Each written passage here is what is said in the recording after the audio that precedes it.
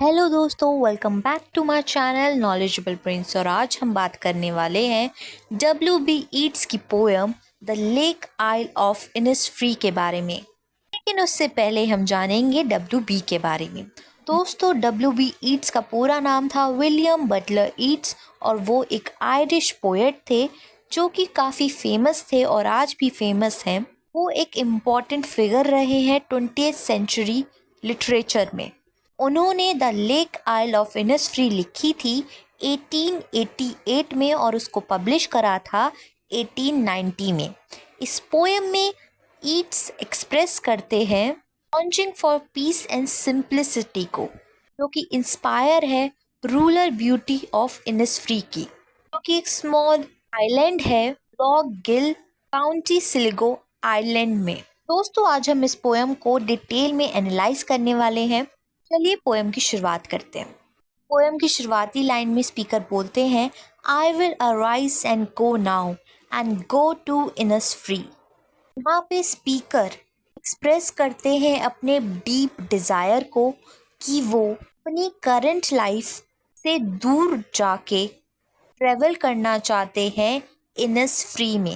यहाँ पे इस लाइन में रिपीटेशन ऑफ गो एम्फसाइज करता है अर्जेंसी को, एक इमोशनल पुल को उस आइलैंड की तरफ। सिंबलाइज करती है ये लाइन पीस को और सॉलिट्यूड को। दोस्तों, इनिसफ्री एक छोटा सा आइलैंड है जहाँ पे स्पीकर जाना चाहते हैं क्योंकि वहाँ जाके उन्हें शांति और सुकून ढूंढना है। स्पीकर के मन में वो जगह उनको खींचती है अपनी तरफ। अट्रैक्शन है जगह का और स्पीकर को काफी ज्यादा भाता है। आगे वो बोलते हैं, and a small cabin build their of clay and waters made. इस लाइन में स्पीकर इमेजिन कर रहे हैं कि वो छोटा सा सिंपल सा रस्टिक कैबिन जो है, जो कि नेचुरल मटेरियल से, जैसे कि क्ले से, वुड से, नेचुरल चीज़ों से वो वहाँ पे एक छोटी सी झोपड़ी बनाना चाहते हैं जहाँ पे वो रह सके। ये लाइन में सिंपल और नेचुरल लाइफ की तमन्ना दिख रही है जो स्पीकर अपनी लाइफ में चाहते हैं। आगे वो बोलते हैं, 9 bean rows will I have there, a hive for the honey bee। Speaker यहाँ पे बोल रहे हैं कि वो एक ऐसी लाइफ को इमेजिन कर रहे हैं जहाँ पे वो बीन्स को ग्रो करें और बीज को, मधुमक्खियों को रखेंगे, जो उनके लिए काफ़ी होगा एक ज़िंदगी जीने के लिए। ये चीज़ रिफ्लेक्ट करती है हार्मोनियस पैस्टल लाइफस्टाइल को, जहाँ पे मिनिमल चीज़ों से डिपेंडेंट होके, नेचर की चीज़ों से डिपेंडेंट होके आउटसाइड वर्ल्ड को छोड़कर जीने की तमन्ना जो कि स्पीकर रख रहे हैं। Ants live alone in the bee loud glazed। वो बोल रहे हैं इस लाइन में कि वो चाहते हैं, उनकी ऐसी विश है कि वो ऐसे आइसोलेटेड रहे, अकेले रहे, वहाँ पे उन्हें बीज की साउंड आती रहे, जो बीज की, मधुमक्खियों की बजिंग साउंड होती है ना, वो चाहते हैं बस वही साउंड उनके कानों में जाए, वही सुनाई दे उन्हें। जो फ्रेज है बी लाउड ग्लेस, ये एम्फसाइज करता है लाइवली कनेक्शन को नेचर के साथ। अब तक हमने जाना है कि जो पोएट है वो इनिसफ्री नाम की जगह पे जाना चाहते हैं, वहाँ पे एक छोटी सी झोपड़ी बनाना चाहते हैं नेचुरल चीज़ों से, नेचर की, उससे ही वो बनाएंगे।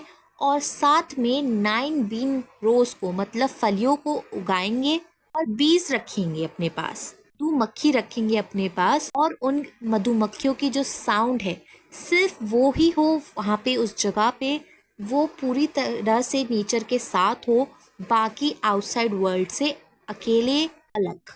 आगे वो बोलते हैं, and I shall have some peace there, for peace comes dropping slow. Speaker का ये मानना है कि जब वो इनिसफ्री में जाएंगे उसके बाद उन्हें शांति, उन्हें पीस मिल जाएगी। और वो साथ में ये भी बोल रहे हैं कि ये जो शांति है, जो पीस है, ये एकदम नहीं आती किसी की ज़िंदगी में, ये धीरे धीरे आती है, जैसे कि बारिश की बूंदें, जैसे कि ओस। तो उन्हें जो शांति है वो भी धीरे धीरे अपनी लाइफ में मिल जाएगी जब वो उस जगह पर जाएंगे। आगे वो बोलते हैं, dropping from the veils of the morning to where the cricket sings. इस लाइन में स्पीकर बोल रहे हैं जिस शांति की, जिस पीस की उन्हें तलाश है वो उन्हें नेचर से ही मिलेगी, वो धीरे धीरे मिलेगी, लेकिन मिलेगी ज़रूर। वो बोलते हैं कि सुबह सुबह फॉग में, मिस्टी फॉग में ये शांति निकलती है। मतलब सुबह के दिन से उस नेचर के अंदर जब कोहरा होता है तब शांति की शुरुआत होती है। आवाज़ें आती है क्रिकेट की, जो कि इंसेक्ट होते हैं, उसकी आवाज़ें आती हैं। छोटी छोटी चीज़ों से किसी भी इंसान को पीस मिल सकती है, शांति मिल सकती है, ऐसा स्पीकर का मानना है। आगे वो बोलते हैं, there midnight's all a glimmer and noon a purple glow. दोस्तों, इस लाइन में स्पीकर इमेजिन कर रहे हैं एक मैजिकल सेटिंग को। वो बोल रहे हैं कि इनिसफ्री एक मैजिकल जगह है जहाँ रात को हल्का सा चमक ग्लिमर होता है और दोपहर में हल्की सी पर्पल ग्लो दिखती है। ये इमेजरी एक सपने जैसे पीसफुल वाइब क्रिएट करती है। And evening full of linen swing. और शाम को वहाँ लिनेंट मतलब छोटी सी चिड़िया उड़ती है और उसके पंख शांति और खुशी का एहसास देते हैं। तो इस स्टैंजा में हमने जाना है कि स्पीकर कैसे बता रहा है कि जो शांति है, जो पीस है, वो धीरे धीरे मिलती है, छोटी छोटी चीज़ों से मिलती है कुदरत की। चाहे वो सुबह की ओस हो, क्रिकेट इंसेक्ट की आवाज़ हो। इनसफ्री एक ऐसी जगह है जहाँ पे रात में हल्की सी चमक होती है और दोपहर में आसमान पर्पल कलर का ग्लो करता है, जो स्पीकर को एक पीसफुल वाइब देता है। शाम को वहाँ पे छोटी छोटी चिड़िया उड़ती है और उसके पंख उनको शांति देते हैं। तो ऐसी कुछ चीज़ों का मेंशन किया है स्पीकर ने इस पोयम में, जो बताती है कि छोटी छोटी चीज़ें इंसान को शांति दे सकती है। दोस्तों, इसके अलावा अगर आपको इंग्लिश लिटरेचर में कोई भी पोयम चाहिए तो प्लीज़ हमें कमेंट सेक्शन में लिखकर बताएं, और आपकी वीडियो मिस ना हो इसलिए हमारे चैनल को ज़रूर सब्सक्राइब करा करें। आपकी कमेंट पढ़ के हमें बहुत अच्छा लगता है। Thank you for telling me experiences in videos को देखने के बाद। प्लीज़ हमें ऐसे ही सपोर्ट करते रहें ताकि हम आपके लिए और वीडियोस ला सकें। चलिए पोयम को आगे बढ़ते हैं। I will rise and go now, for always night and day। दोस्तों, इस लाइन में पोएट बता रहे हैं कि पोएट के अंदर ये डिज़ायर इतनी स्ट्रॉन्ग है कि वो रोज़ रात दिन इनिसफ्री जाने की बात करते रहते हैं। ये जो चाहत है, ये जो डिज़ायर है, ये कांस्टेंट है स्पीकर की लाइफ में, उस जगह जाने के लिए, उस जगह में पीस खोजने के लिए। आगे वो बोलते हैं, I hear lake water lapping with low sounds by the shore. Poet को अपने इमेजिनेशन में लेक के पानी की हल्की सी लप लप सुनाई देती है। ये आवाज़ उसके मन को सुकून देती है। While I stand on the roadway or on the pavement's grey।